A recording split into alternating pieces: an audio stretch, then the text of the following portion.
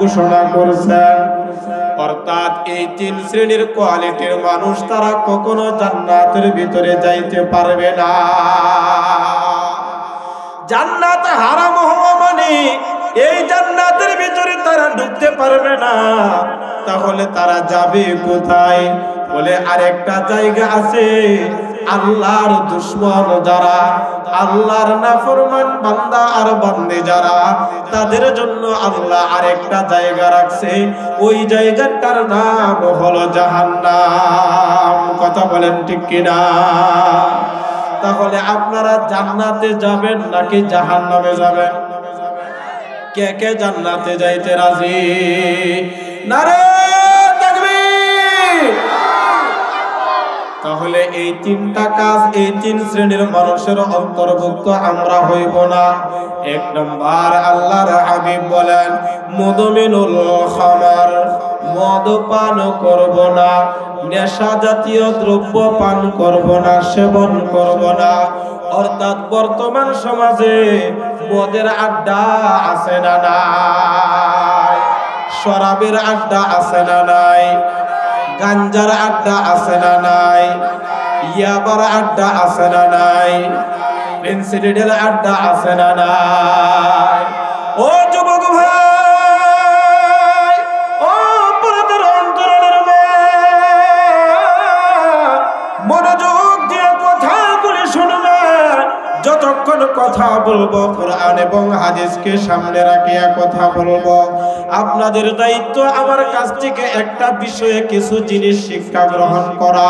এই শিক্ষা অর্জন করিয়া নিজেরা আমল করিয়া আল্লাহর তৈরি জান্নাতে যাইতে চাই। কথা বলেন ঠিক কিনা? তাহলে যারা মদ পান করে, যারা নেশা জাতীয় দ্রব্য যারা সেবন করে, যারা ইয়াবা সেবন করে, পুরুষেরাও করে, মহিলারাও করে, ছেলেরাও করে, মেয়েরাও করে। কথা বলেন আছে না নাই? এই এলাকার অবস্থা আমার জানা না, কিন্তু শহরের এই নেশাটা এখনো প্রত্যেকটা গ্রামে গঞ্জে পর্যন্ত ঢুকে গেছে। কথা বলেন ঠিক কিনা? তাহলে যারা এই নেশা জাতীয় দ্রব্য সেবন করবে তাদের জন্য জান্নাতটা হইল হারাম, তারা জান্নাতের ভিতরে যাইতে পারবে না। ও যুবক ভাই, মুসলমানের ঘরে জন্মগ্রহণ হইয়া, ও পর্দার অন্তরালের মা, মা বাবা মুসলমান, মুসলমান হইলাম আমার জাতি, এই ইসলাম ধর্মের উপরে থাকিয়া এরপরও যদি দুনিয়াতে থাকা অবস্থায় কাফের বেঈমানদের মতো যদি জান্নাতটা আমাদের জন্য হারাম হয়ে যায়, আপনার মতো এর চেয়ে নিকৃষ্ট মানুষ আল্লাহর জমিনে আর কেউ থাকতে পারে না। কথা বলেন ঠিক কিনা? তাহলে মদের সাথে, নেশার সাথে আমরা কোনো সম্পর্ক রাখবো না ইনশাআল্লাহ। হাতটা সোজা করেন ইনশাআল্লাহ। কি রাগ করতেছেন? হুজুর বিষয় দিছে একটা, আপনি যদি আলোচনা করেন আরেকটা। না, হাদিসটা যেহেতু আছে তো হাদিসটা একটু বইলে নেওয়া, যাতে করে সামান্য একটু কথার কারণে অনেকের টনক নড়তে পারে কি পারে না। কথা বলে না, পারে কি পারে না। আর আমার আলোচনার সাথে এটারও একটা সামঞ্জস্য মিল আছে, রাসূলও এটা মিল রাখিয়া কথাটা বলছেন। কেন বললেন? কেন বললেন? তিন শ্রেণীর মানুষ জান্নাতের ভিতরে যাবে না। এক নাম্বার হলো যারা নেশা করে। সবাই বলেন এক নাম্বার কারা? সবাই কয় না কারা? এক নাম্বার হলো নেশাখোর। নেশাখোর এই নেশা খাওয়ার পর তখন বাবারে দুলাভাই কইতে আর দেরি করে না। কথা বলেন ঠিক কিনা? অর্থাৎ মারে ভাবি ডাকতে রাজি হয়, কারণ তার মাথার ব্রেন কাজ করে না, এমন উল্টা পাল্টা কথাগুলি বলিয়া ফেলে। ও আমার ভাই, এই কারণে এই আলোচনাটা আল্লাহর হাবিব তিন শ্রেণীর মানুষের কথা বলেন। এক নাম্বার হলো নেশাখোর যারা আছে। নেশাখোর যারা আছে, আমার মাইকের আওয়াজ যতটুকু পর্যন্ত যায় আপনারা জান্নাতে ঢুকতে পারবেন না, জান্নাতটা হারাম। তবে আজকের আলোচনা শোনার সাথে সাথে তওবা করিয়া যদি আবার আল্লাহর দরবারে মাফ চান, আল্লাহ মাফ করতেও পারে। কথা বলেন ঠিক কিনা? এখন এক নাম্বার হলো এই নেশা। আল্লাহর হাবিব বলেন দুই নাম্বার কোয়ালিটির লোক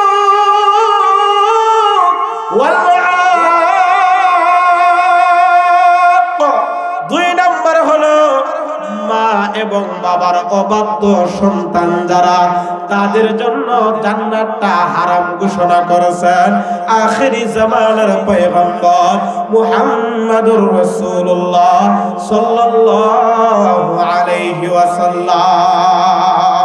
বলুন তো এই পাপিষ্ট ছেলে মেয়ে সমাজের ভিতরে আছে না নাই?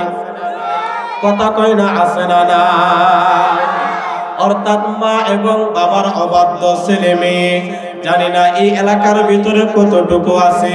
আমার আলোচনার বিষয়বস্তুটাই হলো এটা যে মা এবং বাবার হক সন্তানের কাছে কি কি আছে।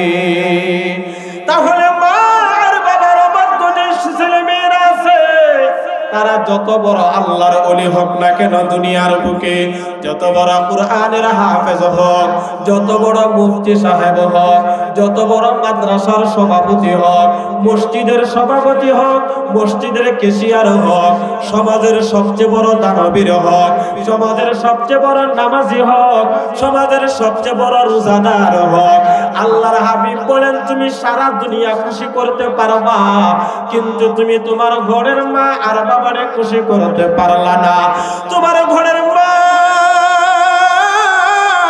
আর তোমার ঘরের বাবারে অসন্তুষ্ট রাখলা। এই হালতে যদি তোমাদের মরণ হয়ে যায়, অথবা তোমাদের মা আর বাবার যদি মরণ হইয়া যায়, তাহলে ও সন্তান জানিয়া রাখো তোমাদের জন্য জান্নাতটা হারাম ঘোষণা। তাহলে এই পাপের সাথে আমরা আজকের পর থেকে এখন থেকে মা এবং বাবার অবাধ্য সন্তান হতে চাই না। কে কে? নারে তাকবীর, নারায়ে তাকবীর। আমারি মা প্রিয় মা জননী, মা জননী, কেমন করে তোমায় ভুলতে পারি, শত দুঃখে মনে ব্যথা সয়ে ভেসেছে আমায় ভালো মা জননী, মা জননী। কথা বলেন ঠিক কিনা? তাহলে আলোচনার বিষয়টাই হলো আমার মা এবং বাবা। এবার আসুন ধারাবাহিকভাবে কুরআনুল কারীমের আয়াত এবং হাদিস থেকে আমরা ধারাবাহিকভাবে জানব। আমি কয়েক জায়গা থেকে আয়াতে কারিমা তিলাওয়াত করেছি। এর ভিতরে সূরা বনী ইসরাঈল এর 23, 24, 25 নম্বর আয়াতে কারিমা তিলাওয়াত করেছি। এর ভিতরে আল্লাহ তাআলা দুইটা হুকুমের আলোচনা করেছেন, আরো অনেক আলোচনা আছে, আমি দুইটা থেকে একটা বলবো। বলেন কয়টা আলোচনা? সবাই বলেন কয়টা? আলোচনাটা প্যাকেটের মতো, বাজারের ব্যাগের মতো নিয়ে যাইবেন।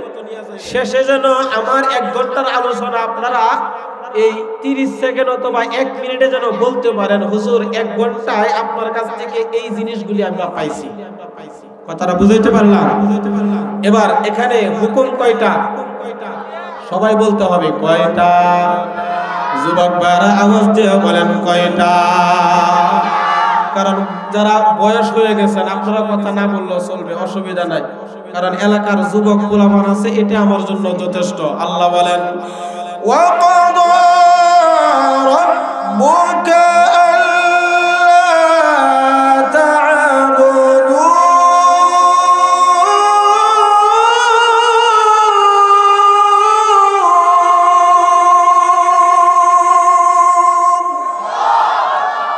ওয়াকাদা রব্বুক।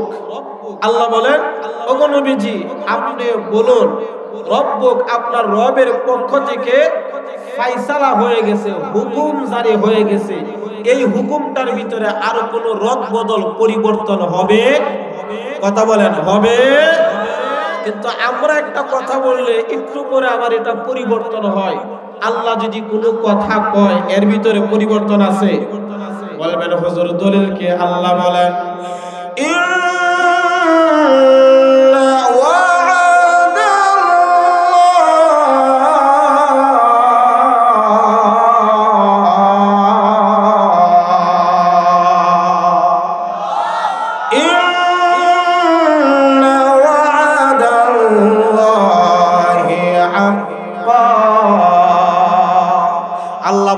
আল্লাহর ওয়াদার চাইতে, আল্লাহর কথার চাইতে সত্য কথা আর কারো হইতে পারে? কথা বলেন পারে? তাহলে হুকুম করলো কয়টা? সবাই কয় না হুকুম করলো কয়টা? ফায়সালা হবে কয়টা? কার পক্ষ থেকে? সবাই কয় না কার পক্ষ থেকে? আল্লাহর পক্ষ থেকে ফায়সালা। 1 নাম্বার আল্লাহ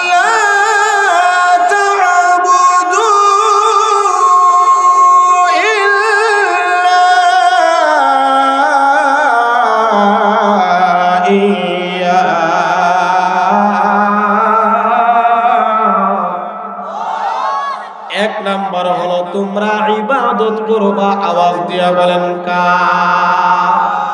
আরো জোরে বলেন কার? আল্লাহর সাথে কাউরে শরীক করা যাবে?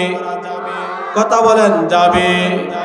এবার আল্লাহ তাআলা সুন্দরভাবে এই কথাটা কোরআনের এক জায়গার ভিতরে নয়, সূরা বাকারার 3 জায়গার ভিতরে আলোচনা করেছেন, সূরা আলে ইমরানের ভিতরে আলোচনা করেছেন, সূরা বনি ইসরাঈলের ভিতরে আলোচনা করেছেন, সূরা আনকাবুতের ভিতরে আলোচনা করেন, সূরা লুকমানের ভিতরে আলোচনা করেন, সূরা আহকাফের ভিতরে আলোচনা করেন। একটা একটা করিয়া ইনশাআল্লাহ আসবে। আল্লাহ প্রত্যেকটা জায়গায় আল্লাহর ইবাদতের পরপর যে কাজের হুকুমটা দিল, এই হুকুমটা হলো আমার ইবাদতের পর। ও দুনিয়ার সন্তানেরা, তোমরা তোমাদের মা আর বাবার সাথে সুন্দর ব্যবহার করবা।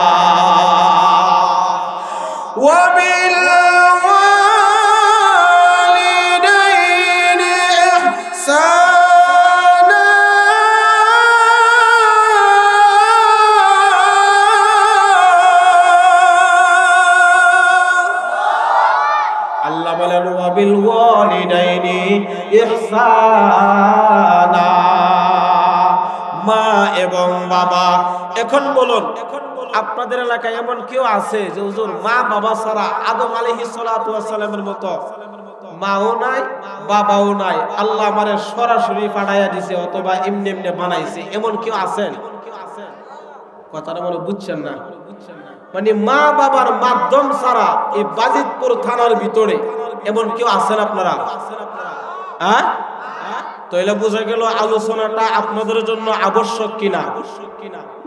হ্যাঁ, প্রত্যেকের জন্য এটা জানা ফরজে আইন, অর্থাৎ এর সাথে জান্নাত এবং জাহান্নাম আমাদের প্রত্যেকের সাথে সংযুক্ত আছে না না? এবার আল্লাহ রাব্বুল আলামিন বলেন সুন্দর ব্যবহার করবা। প্রশ্ন হলো হুজুর কখন করব, কেমনে করব, কিভাবে করব? এরপরে আল্লাহ রাব্বুল আলামিন বলেন ইম্মা ইয়াবলুগান্না ইনদাকাল কিবারা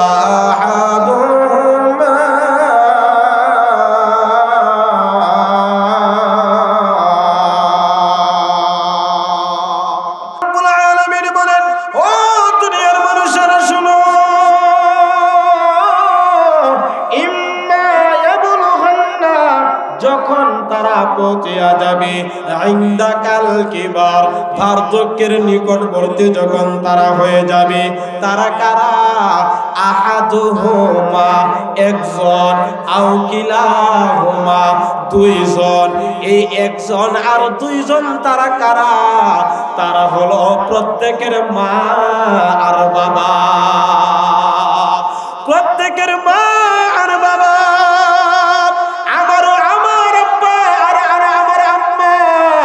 আপনাদের আব্বা আর আম্মা, এই দুইজনের সাথে সুন্দর ব্যবহার কখন করবা? যখন তারা বার্ধক্যের নিকটবর্তী হইয়া যায়। তাহলে বলবেন হুজুর যখন তারা জোয়ান থাকে তখন কি করব না? ও আমার ভাই, যখন থেকে বুঝের হবেন তখন থেকে তাদের সাথে সুন্দর ব্যবহার করা।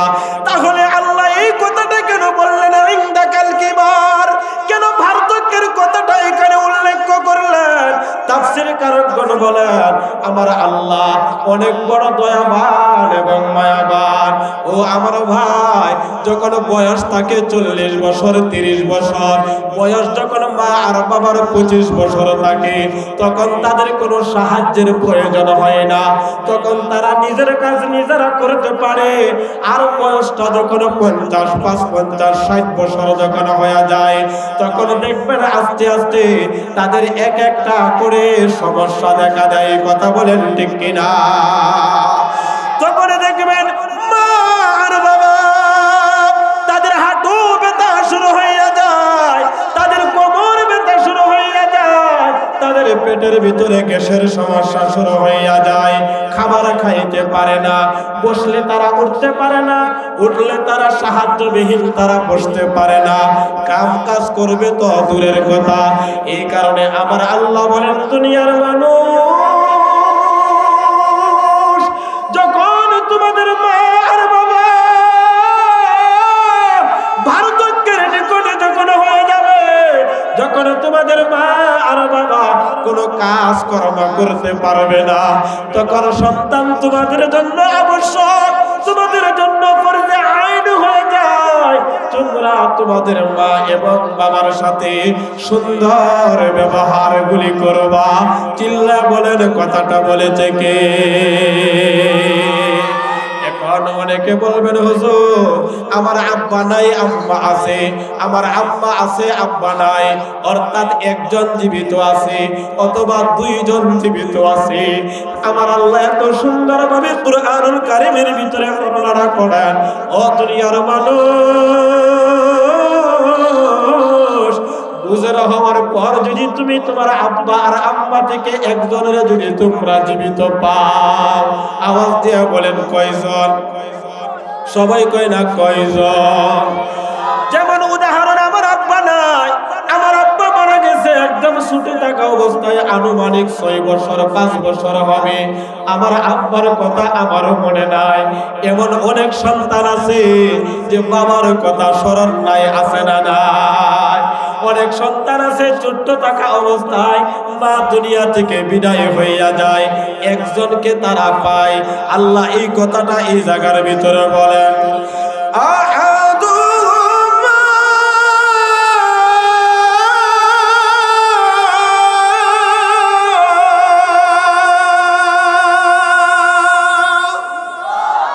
আল্লাহ বলেন, ও দুনিয়ার মানুষেরা, আহাদুহুমা, একজনের যদি তোমরা জীবিত পাও, আও কিলাহুমা, অথবা যদি তোমাদের দুইজন যদি জীবিত থাকে, তোমাদের আম্মা আর আব্বা, তাহলে তাদের সাথে তোমরা 5টা কাজ করবা। আওয়াজ দিয়ে বলেন কয়টা? সবাই মুখস্থ করবেন এই 5টা, বলেন কয়টা?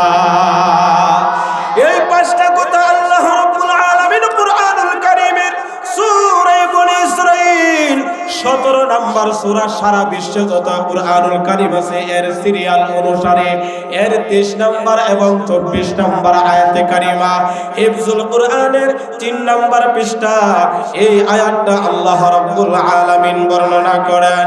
2টা কাজ তোমরা করবা না, আর 3টা ব্যবহার তোমরা করবা। যদি এই 5টা কাজ তোমরা করতে পারো, তাহলে দুনিয়াতে থাকা অবস্থায় তোমাদের জন্য 5টা পুরস্কারের ঘোষণা। আওয়াজ দিয়ে বলেন কয়টা? সবাই বলে না কয়টা? 1 নম্বর পুরস্কার, আশ্চর্য ঘোষণা পুরস্কার। 1 নম্বর হলো দীর্ঘ হায়াত পাওয়া যাবে। 1 নম্বর দীর্ঘ হায়াত পাওয়া যাবে। মানুষ বেশি দিন বাঁচতে চায়, কথা বলেন, কেউ কিন্তু মরতে চায় না, কথা বলেন ঠিক কিনা? আজরাইল আয়েশা পড়লো কয়, যদি আমারে আরেকটু সময় দেন, আরেকটু সময় দেন। আল্লাহর হাবিব বলেন, এই হায়াতের ভিতরে তোমার হায়াতটা লম্বা হবে, হায়াতটা তোমার হায়াতের ভিতরে বরকত হবে, হায়াতটা তোমার দীর্ঘ হয়ে যাবে যদি তোমরা তোমাদের মা আর বাবারে খুশি করতে পারো। বলেন সুবহানাল্লাহ। মা এবং বাবার 5টা পাওনা যদি তোমরা পূর্ণ করতে পারো, 1 নম্বর পুরস্কার হলো তোমাদের হায়াতের মধ্যে আল্লাহ বরকত দিয়া দিবে। 2 নম্বর হলো তোমাদের বালা মুসিবত, আপদ আর বিপদ থেকে যদি তোমরা বাঁচতে চাও, তাহলে তোমরা এই 5টা কাজ তোমরা তোমাদের মা এবং বাবার সাথে করবা। 3 নম্বর বলে, যদি তোমরা সম্মানিত হতে চাও, মেম্বার হতে চান, চেয়ারম্যান হতে চান, এমপি হতে চান, দুনিয়ার বুকে সবাই আপনাদেরকে সম্মান করুক, এটা যদি আপনারা চান, তাহলে আগে মা আর বাবার সাথে সুন্দর ব্যবহার করো। 4 নম্বর হলো, 4 নম্বর পুরস্কার, অনেকে মক্কা মদিনা যাইতে পারে না, টাকা নাই, গরিব মানুষ, মা আর বাবার দুনিয়াতে খেদমত করিয়া খুশি করার মক্কা যাওয়ার রাস্তা স্বয়ং আল্লাহ ব্যবস্থা করিয়া দিবে। 5 নম্বর বলেন যে মরণের সময় জবানে কালিমা নসিব হবে। এই 5টা পুরস্কার পাওয়া যাবে। এই 5টা পুরস্কার পাইতে রাজি আছেন না? নাই? নারে তাকবীর, নারায়ে তাকবীর। এই 5টা পুরস্কার যদি পেতে হয়, কাজ করতে হবে কয়টা? কথা কয় না কয়টা? যুবক ভাইরা বলেন কয়টা? 5টা কাজের ভিতরে 2টা করব না আর 3টা করব। সহজে মুখস্থ রাখবেন, 2টা কাজ করব না আর 3টা কাজ করব। বলেছেন আওয়াজ দিয়া বলেন কে? বলেছেন আল্লাহ।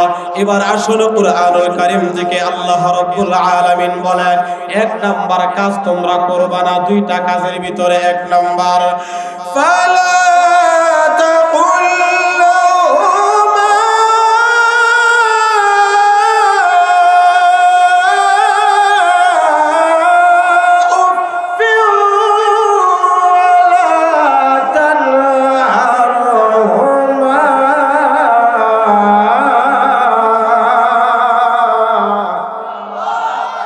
আল্লাহ বলেন 2টা কাজ তোমরা দুনিয়ার বুকে করবা না। 1 নাম্বার কাজ হলো ফালা তাকুল্লাহুমা উফ। অর্থাৎ ও দুনিয়ার সন্তান সন্ততিরা, ও পর্দার অন্তরালের মা, ও যুবতী মেয়েরা যারা আছেন, যুবক ভাইরা আপনারা যারা আছেন, আপনাদের দ্বারা এই অপরাধগুলি সবচেয়ে বেশি হয়। আল্লাহ রাব্বুল আলামিন বলেন 1 নাম্বার হলো তোমাদের কোন কথার কারণে যেন মা আর বাবার জবান দ্বারা আহ শব্দটা বের না হয়। এরকম এলাকার ভিতরে সন্তান আসেনি? কথা কয় না, আসেনি? আরে মিয়া, আপনাদের এলাকার পাশেই তো 2-3 বছর আগে একটা ঘটনা ঘটছিল। নেশার টাকা দেয় না, দাউ দিয়া কুবায়া মারছিল। হ্যাঁ, এই যে বেরিয়েছে নি গো, আছে না নাই? কথা কয় না, আছে না নাই? সে তো তার মারে দা দিয়া কুবাইয়া মারে নাই, সে তো এই দাউটা হাতে নিয়া তার জন্য জাহান্নামটারে ওয়াজিব করে আনিছে। এর মতো কপাল পুরা, এর মতো নাফরমান, এর মতো দুশমন আসমানের উপরে, আসমানের নিচে, জমিনের উপরে আর কেউ হইতে পারবে না। এবার আসুন আল্লাহ রাব্বুল আলামিন কি বলেন? 1 নাম্বার হলো মা আর বাবার জবান দ্বারা যেন আহ শব্দটা যেন বের না হয়। এই আয়াতের 2টা তাফসীর করা হয়। একটা হলো ফালা তাকুল্লাহুমা, ছেলেরা কোনো এমন কথা বলবে না যেই কথার দ্বারা মা আর বাবার দিলের মধ্যে কষ্ট পাইয়া আহ শব্দটা বলিয়া ফেলে। আরেকটা হলো মা এবং বাবা ব্যবহারের কারণে হোক, কথার কারণে হোক, সন্তান মা আর বাবার সামনে আহ শব্দটা বলে। অর্থাৎ মা আর বাবা যখন বুড়া হইয়া যায়, আল্লাহ এর আগে বলছেন ইনদাকাল কিবার, বার্ধক্যের কথাটা উল্লেখ করলেন। কেন রে বার্ধক্যের কথা, পুরা বয়সের কথা কেন বললেন? অর্থাৎ মানুষের যখন বয়স আস্তে আস্তে বাড়তে থাকে, এখন বর্তমান সমাজে 60-70 বছর যখন হইয়া যায়, আস্তে আস্তে তাদের জেহান শক্তিটা কমতে থাকে। বয়স যত বাড়ে আর জেহান শক্তিটাও তত কমতে থাকে। চিল্লায় বলেন কথা ঠিক কিনা? এই কারণে মা আর বাবা 80 বছর, 90 বছর, 100 বছর যদি হয়ে যায়, এই 100 বছরের মহিলা বলেন, বাবা বলেন, তারা কিন্তু আর বসা থেকে দাঁড়াইতে পারে না, তারা দাঁড়ানো থেকে বসতে পারে না। দেখবেন একা একা ঘরের ভিতরে থাকে, তখন অযথা কিছু কথা তার জবান দ্বারা বের হয়। কেমনে বের হয়, কেমনে বুঝাবো? যখন শিশু সন্তানগুলি দেখবেন 3 বছর 4 বছর বয়স হয়, দেখবেন তারা একটা জিনিস দেখিয়া আব্বা এবং আম্মারে বারবার প্রশ্ন করে, আব্বা এটা কি, আম্মা এটা কি? তখন দেখা যায় আমরা আব্বা আম্মা যারা আছি হাসি দিয়া তার কথার উত্তর দেই। কথা বলেন ঠিক কিনা? আমরা আনন্দিত হই, আমরা আনন্দিত হই। আর এমন একটা সময় যখন মা আর বাবা হয়ে যায়, মা আর বাবা যখন এই কথাগুলি পুরা হইয়া এই একই কথা যখন কয়, ওরে সন্তান তুই আমারে খাবার দিলি না, খাবার দেওয়ার পরেও বলে খাবারটা দেও নাই, টাকা দেওয়ার পরেও বলে টাকা আমারে দেও নাই, ও দোস্ত জামা কিনে দেওয়ার পরেও বলে আমারে জামা দেও নাই, মানুষের কাছে বলে ওই ছেলেটা আমারে দেখে না। এই কথাগুলি বললে তখন সন্তানগুলি রাগে ফাটিয়া যায়, মা এবং বাবার প্রতি খুব সেটিয়া যায়। আর এই রাগের কারণে কত সন্তান আছে মা আর বাবারে বুড়া আর বুড়ি বলিয়া গালি দেয়, আছে না না? বুড়া আর বুড়ি বলিয়া গালি দেয়। ও যুবক ভাই, ও পর্দার অন্তরালের মা, আল্লাহ রাব্বুল আলামিনের এই কুদরতি কথাগুলি, এই ছোট্ট ছোট্ট কথার ভিতরে বিশাল বিশাল শিক্ষণীয় জিনিস আমাদের জন্য রয়ে গেল। আমরা যে আমাদের মা আর বাবারে বুড়া আর বুড়ি বলিয়া গালি দেই, এই বুড়া আর বুড়ি কত সন্তান হাসিয়া হাসিয়া তার বিবিরে নিয়া মা আর বাবারে গালি দেয়, বিবিও গালি দেয়, নাতি নাত করে গলিও গালি দেয়, সবাই হাসে। মা এবং বাবা বুড়া হওয়ার কারণে তাদের কথা কেউ শুনতে চায় না। তাদের মনের যে আনন্দ, তাদের মনের যে কষ্টটা আছে, এটা তারা কেউ মূল্যায়ন করে না, তারা কেউ বুঝতে চায় না। কিন্তু ঠিকই এই মা বাবা গুলি সন্তানের ভয়ের কারণে অনেক সময় মানুষের কাছে কথাগুলি বলতে পারে না।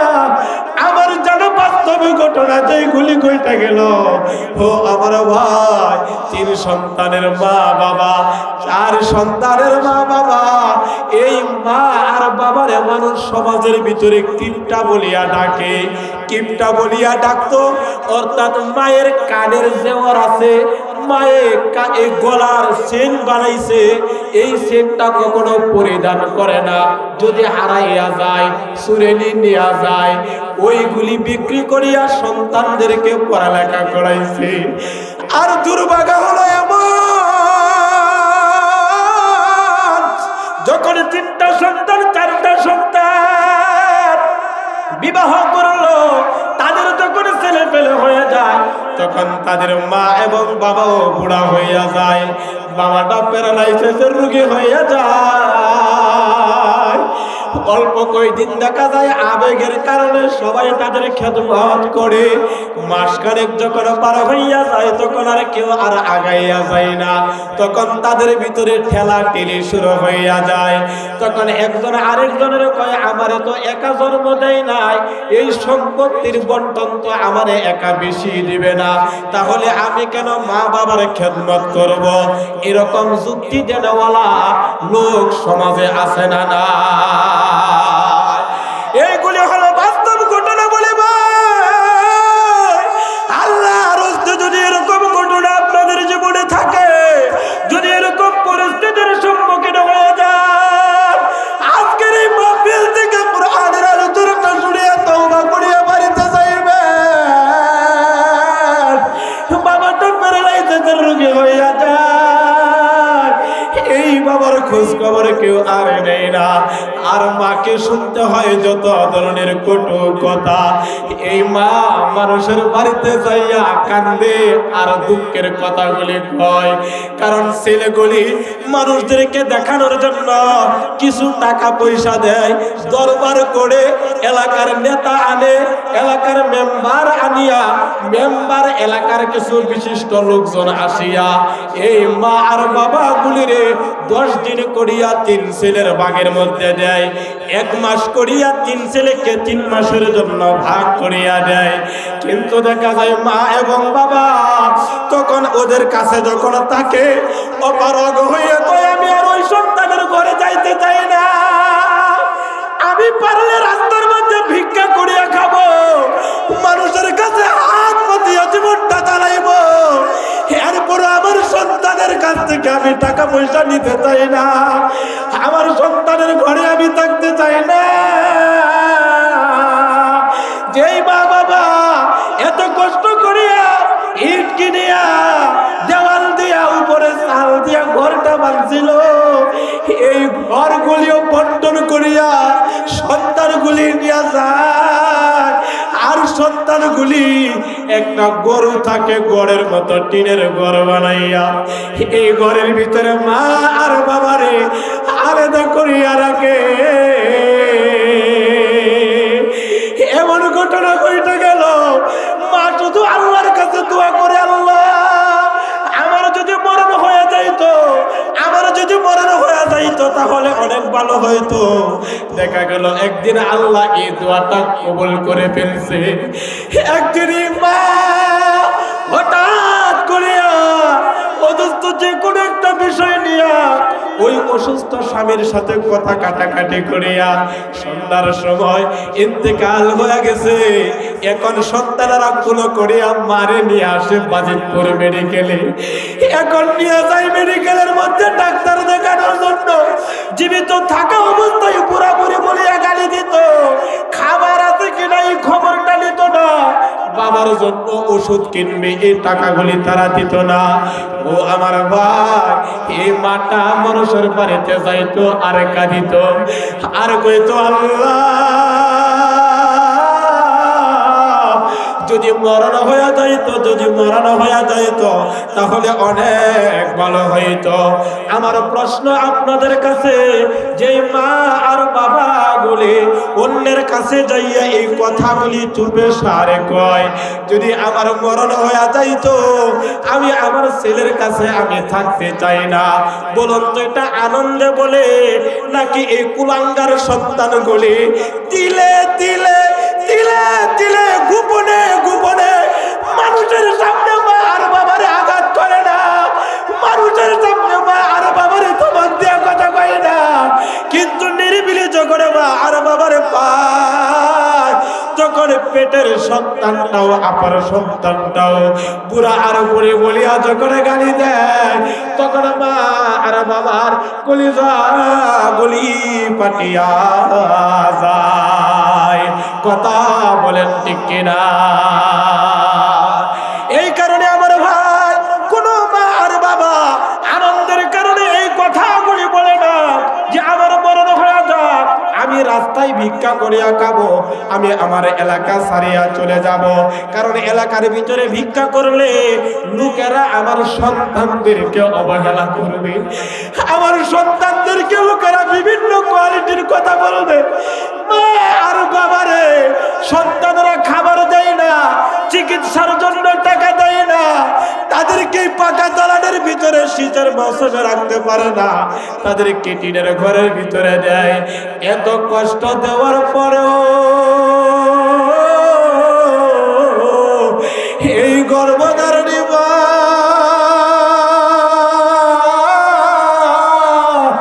এই ছেলে আর মেয়ের জন্য, এই কলিজার টুকরা সন্তানদের জন্য এত খারাপ হওয়ার পরেও তাদেরকে মানুষে লাঞ্ছিত করবে, মানুষের কাছে বলে না, বাড়ি থেকে বের হইয়া যায় না। কিন্তু নিজেরা নিজেরা দোয়া করে, আল্লাহ আমার যেন মরণ হয়ে যায়। এটা অন্তরটা যখন আঘাত দিতে দিতে, কষ্ট পাইতে পাইতে অন্তরটা যখন ঝাড়ঝাড় হয়ে যায়, এই দিলের ভিতরে যখন আর কথাগুলি সহ্য করতে পারে না, তখন মা আর বাবাগুলি অপারগ হইয়া কত জোরে মা বাবা নামাজ পড়িয়া কয়, আল্লাহ আমার দুনিয়াতে অসুস্থ বানাইও না, এর আগে আগে আমার মরণ দিয়া দিও, এর আগে আগে আমার মরণ দিয়া দিও। এবার আসলে শুনেন, আল্লাহর হাবিব মুহাম্মদুর রাসূলুল্লাহ সাল্লাল্লাহু আলাইহি ওয়াসাল্লাম বলেন, পৃথিবীতে যত গুনাহ আছে, পৃথিবীতে যত পাপ আছে, পৃথিবীতে যত অপরাধ আছে, আল্লাহ ইচ্ছা করলে সমস্ত অপরাধগুলি মাফ করে দিতে পারে। একটা গুনাহ এমন আছে, একটা পাপ এমন আছে, যেই পাপের গুনাহটা আল্লাহ দুনিয়াতে যতক্ষণ পর্যন্ত এটা না ভুগাইবে, এর শাস্তিটা যতক্ষণ পর্যন্ত দুনিয়াতে সন্তানদেরকে না দিবে, ততক্ষণ পর্যন্ত এই সন্তানদের মরণ হবে না। قال رسول الله সাল্লাল্লাহু আলাইহি ওয়াসাল্লাম কুল্লু যুনুবি ইয়াগফিরুল্লাহু মিনহা মা শাআ ইল্লা উকুকাল ওয়ালিদাইন ফাইন্নাহু ইউআজ্জালু লিসাহিবিহি ফিল হায়াতি ক্বাবলা আল মামাত ফাইন্নাহু ইউআজ্জালু লিসাহিবিহি ফিল হায়াতি ক্বাবলা আল মামাত আল্লাহর হাবিব বলেন যুবক ভাই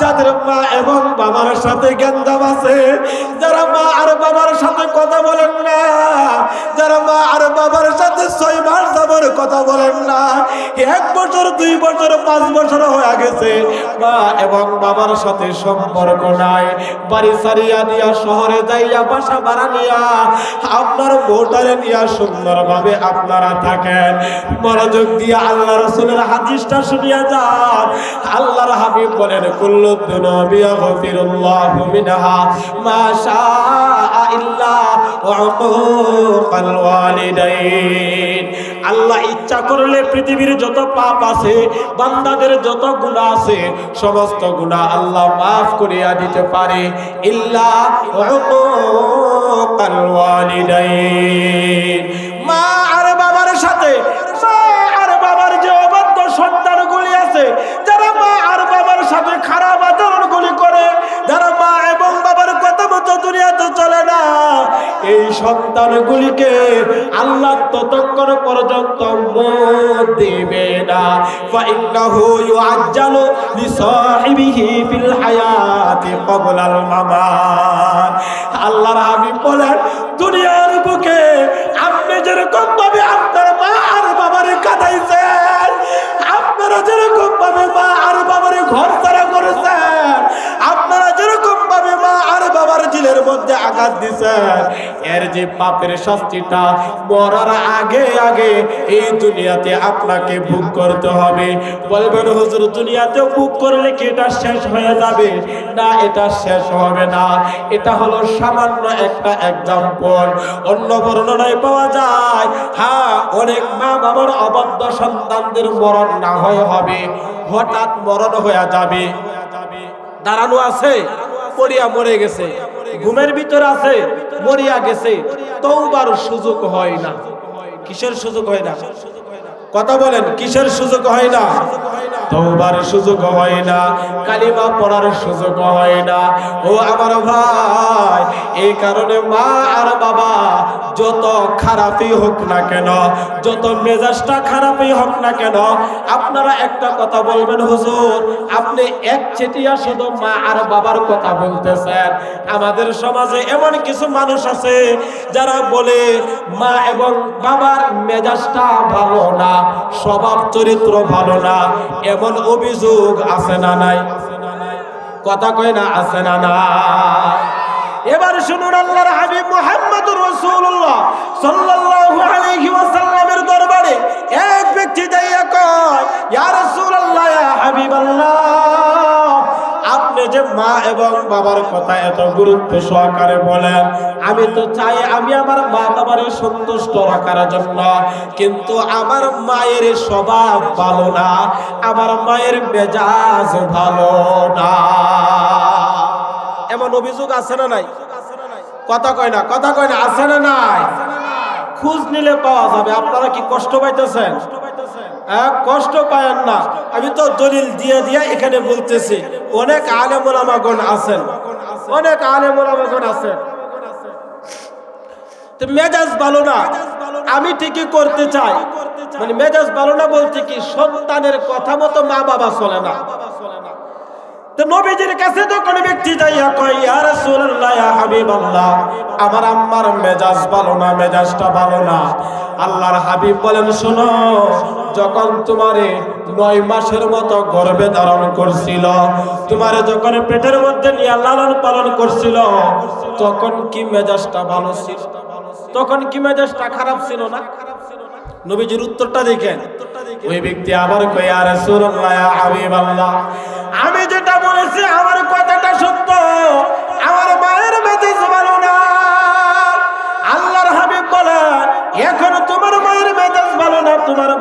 হয়ে গেছে।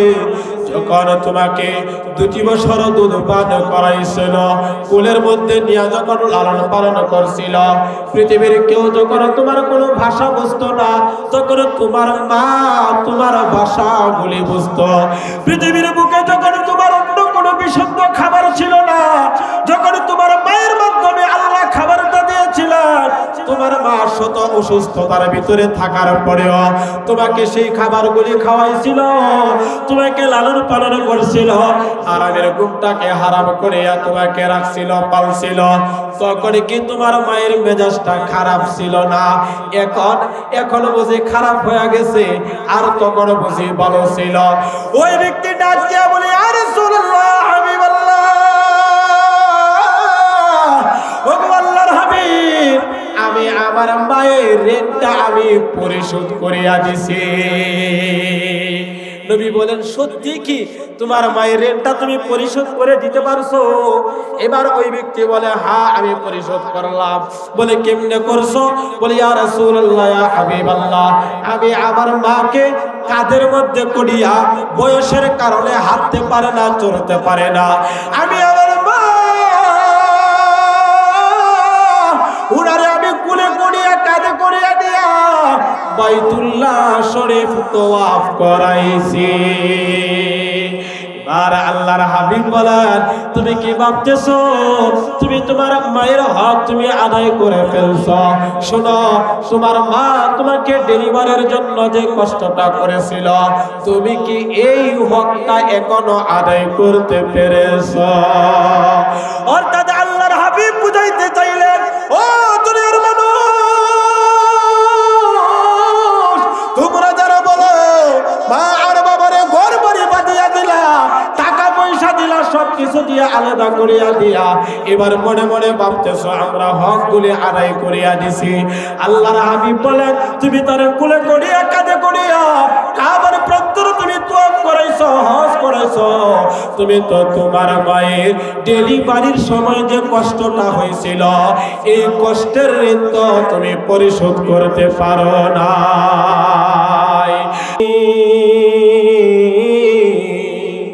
গায়ের চামড়া কাটিয়া দিলে, ও গায়ের চামড়া কাটিয়া দিলে, সেই ঋণ শুধু হবে না জানি মা,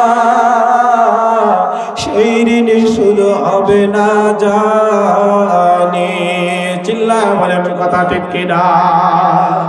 কতদিনে দেখে না মাহের ওই চাঁদ মুখ, কষ্টে বুকটা ভরে, পিঠা পুলি বানাইয়া পায়ে সরান দিয়া মায় বেকা করে, এখন আর পথে চাহিয়া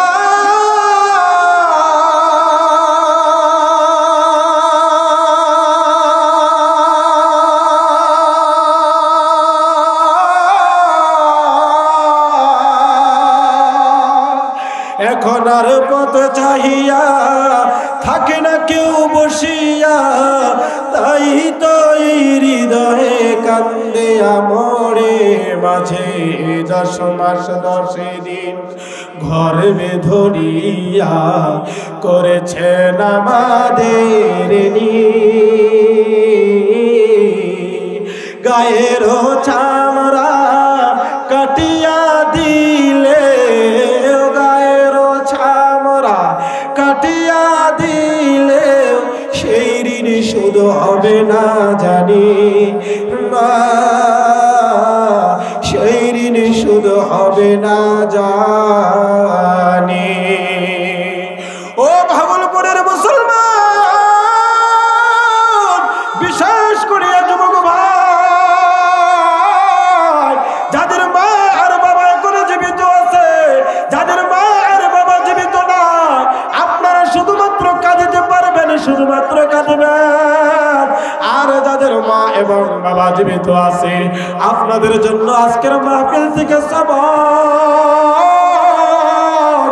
আল্লাহ বলেন, 1 নম্বর হলো এমন কোনো কথা বলবা না, এমন কোনো কথা বলবা না কথার দ্বারা, মা এবং বাবার জবান দ্বারা আহ শব্দটা বের হইয়া যায়। সন্তানের বিরুদ্ধে একটা বদদুয়া বের হইয়া যায়। এমন ব্যবহার করো যেই ব্যবহারের কারণে মা আর বাবা আনন্দিত হইয়া আল্লাহর দরবারে আহ শব্দটা বলিয়া এই দোয়াটা করবে, আল্লাহ আমার সন্তানটা যেখানে থাকো তোমার হাওলায় আমার সন্তানটারে রাইখা গেলাম। অর্থাৎ মা এবং বাবা দোয়া করলে কবুল হইয়া যায়, সাথে সাথে কবুল হইয়া যায়। তিন ব্যক্তির দোয়া আল্লাহ তাআলা ফিরাইয়া দেয় না। এর ভিতরে এক নম্বর হলো আল্লাহর হাবিব মুহাম্মদুর রাসূলুল্লাহ সাল্লাল্লাহু আলাইহি ওয়াসাল্লাম বলেন, এর ভিতরে একটা হলো মা এবং বাবা যখন সন্তানের জন্য দোয়া করে এই দোয়াটা সরাসরি কবুল হয়ে যায়। বলেন সুবহানাল্লাহ। আমার মা আর বাবা যখন সন্তানের জন্য কোনো বদদুয়া করে, বদদুয়াটাও করতে দেরি হয়, এই বদদুয়াটা কবুল হইতে দেরি হয় না। আমি আপনাদেরকে কেমনে বুঝাবো দোস্ত, ঘটনা বলতে গেলে সময় চলে যাবে।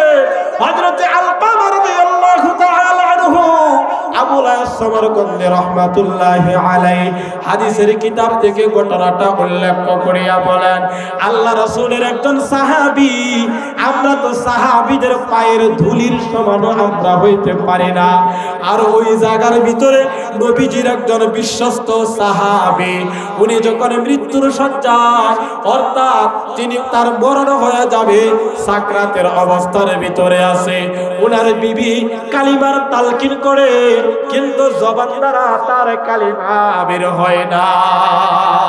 সাহাবী মনোযোগ দিয়ে শুনে, মামুর বাড়ির কিচ্ছা না, সাহাবী আল্লাহ রাসূলের সাথে রয়েছেন, তিনি আল্লাহর নবীজিকে দেখেছেন, আমল একটা করেছেন, সমস্ত কিছু আল্লাহ রাসূলের সাথে ছিল। এমন একজন সাহাবী উনার মওতের সময় কালিমার তালকিন করে জবান দ্বারা লা ইলাহা ইল্লাল্লাহ মুহাম্মাদুর রাসূলুল্লাহ এই কথাটা জবান দ্বারা বের হয় না। এবারে বিবি সংবাদ দিয়ে পাঠাইছেন নবীজির দরবারে, আল্লাহর হাবিবের দরবারে এসে কয়, ইয়া রাসূলুল্লাহ, ইয়া হাবিবাল্লাহ, আপনার প্রিয় সাহাবী আলকামার জবান দ্বারা কালিমা বের হয় না, কালিমা বের হয় না, সে তো মৃত্যুর শয্যায় আছে, সাকরাত অবস্থায়। নবীজি আর রূপটা ধরতে আর তার দেরি হইল না। অর্থাৎ যারা বিশেষজ্ঞ ডাক্তার আপনার দেইকা সামান্য একটু বললেই বুঝতে পারে আপনার এই সমস্যাটা, আর আমার আপনার নবী হলেন রুহানি বাতিনি যত কোয়ালিটির ডাক্তারের ইলম আল্লাহ তাআলা ওনাকে গায়বী ভাবে দান করেছেন। কথা বলেন ঠিক কিনা?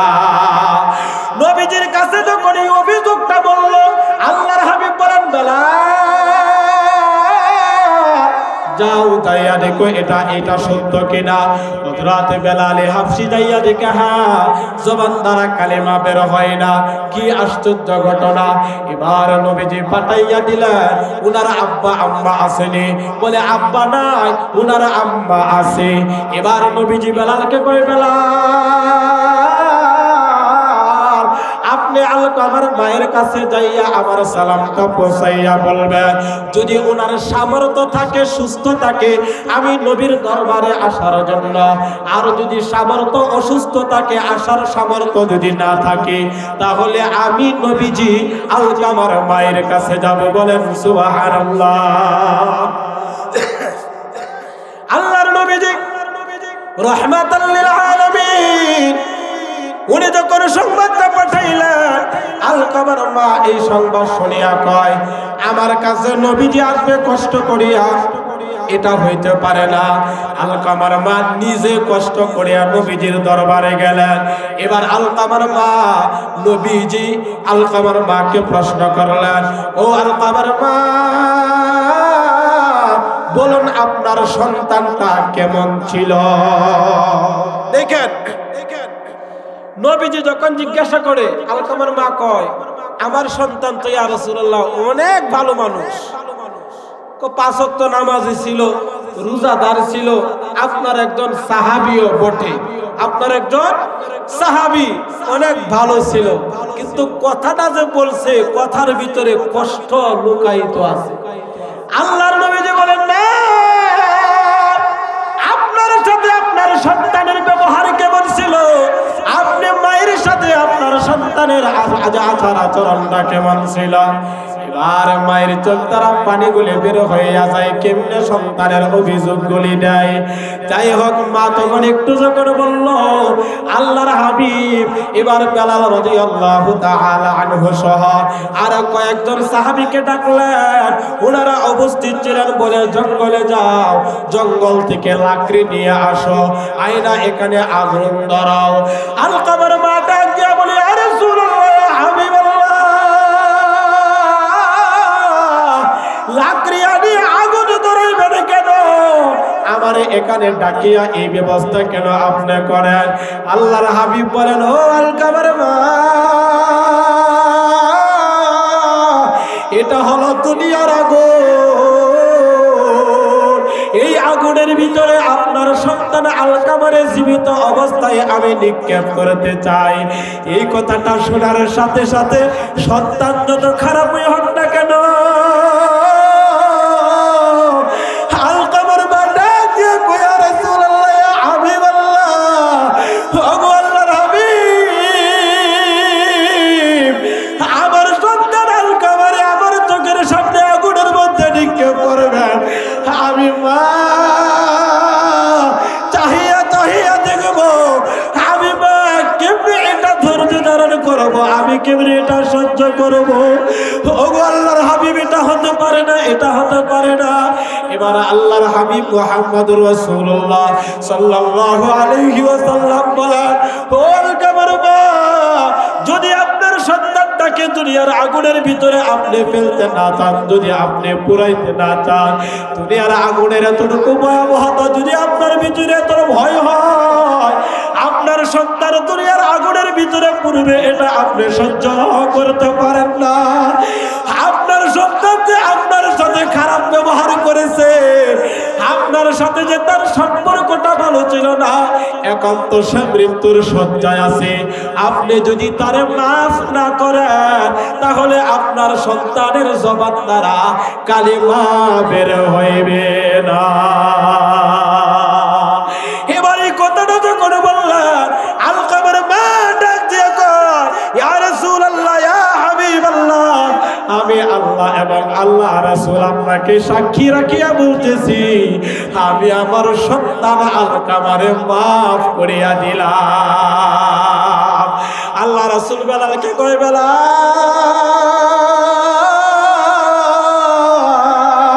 যাও এখন আলকামার কাছে যাও। আলকামার কাছে বেলাল রাদিয়াল্লাহু তাআলা আনহু যাইয়া যখন ঢুকলেন, ঘরের ভিতরে ঢুকিয়া দেখে আলকামার জবান দ্বারা সুন্দরভাবে কালিমা বের হইতেছে, বলতেছে, লা ইলাহা ইল্লাল্লাহু মুহাম্মাদুর রাসূলুল্লাহ। চিল্লায়া বলেন আল্লাহু আকবার। অর্থাৎ কালিমা নসিব হয়ে গেছে। মা যখন তাকে মাফ করিয়া দিছে, ওই সন্তানের জবান দ্বারা কালিমা বের হয়ে গেছে। এই কারণে যুবক ভাই ও পর্দার অন্তরালের মা বোনেরা, মাইকের আওয়াজ যতটুকু পর্যন্ত যায়, 5টা পুরস্কার পাওয়া যাবে, 5টা কাজ করতে হবে। 1 নাম্বার, 2টা কাজ করব না, মা আর বাবারে কষ্ট দেব না, এবং তাদের কাছ থেকে সন্তানেরা কষ্ট নিতেও পারবে না। 1 নাম্বার মুখস্থ রাখেন, কষ্ট দেব না। ধমক দিয়া কথা এখন সমাজে হয় কি হয় না? কম না বেশি? কথা কয় না, কম না বেশি? আহা, বাহিরের মানুষের সাথে এত সুন্দর ব্যবহার, এত সুন্দর ব্যবহার, এমপি, মন্ত্রী, চেয়ারম্যান, নেতা ফেতা, হুজুর, মৌলবী যারা বলেন, ইমাম সাহেব, উনাদের সাথে এত সুন্দর ব্যবহার, অথচ ঘরের ভিতরে মা এবং বাবার সাথে এর চেয়ে কত নিকৃষ্ট ব্যবহার করে। কথা কন, আছে না নাই? খোদার কসম করে বলি, খোদার কসম করে বলি, সারা দুনিয়ার মানুষদেরকে আপনারা খুশি বেশি করবেন, মা আর বাবারে অসন্তুষ্ট রাখবেন, আল্লাহ অসন্তুষ্ট থাকবে। আর মা আর বাবা যদি সন্তুষ্ট থাকে, সারা পৃথিবীর মানুষ যদি আপনাদের উপর অসন্তুষ্ট থাকে, কোনো অসুবিধা নাই, আল্লাহ আর আল্লাহ রাসূল আপনাদের উপর সন্তুষ্ট থাকবে। এই কারণে আমরা ধমক দিয়া কথা বলবো না, কথার দ্বারা কোনো আঘাত দেব না, কথার দ্বারা কোনো কোয়ালিটির কোনো কষ্ট আমরা দেব না, কষ্ট দেব না এবং নেব না। এই হলো 2টা কাজ। 3 নাম্বার হলো আকুল্লাহুমা কাওলা কারীমা, সুন্দর সাবলীল ভাষায় তাদের সাথে কথা বলা। কেমনে? আজকে যেমন এখানে যত হুজুর আসতেছে, সহজে বোঝানোর জন্য বলি, মনে কষ্ট নিয়েন না। আজকে হুজুরের সাথে আপনাদের ব্যবহারটা কেমন হয়? এখানে আসছি, রুকন ভাই জড়ায়া ধরছে, কত মায়া আর মোহাব্বত। এই মায়া আর মোহাব্বতটা যদি আপন মা এবং বাবার সাথে এরকম ভাবে যদি রাখতে পারে, তাহলে এই সন্তানের জন্য জান্নাত ওয়াজিব হয়ে যাবে। বলেন সুবহানাল্লাহ। এজন্য 3টা কাজ আমরা করব, 2টা কাজ করব না। 3টা কাজের ভিতরে 1 নাম্বার হলো সুন্দর সাবলীল ভাষায় আমরা কথা বলবো। আউটের লোকদের সাথে সুন্দর ব্যবহার করেন, মসজিদের ইমাম সাহেবের সাথে সুন্দর ব্যবহার করেন, মাদ্রাসার হুজুরদের সাথে সুন্দর ব্যবহার করেন।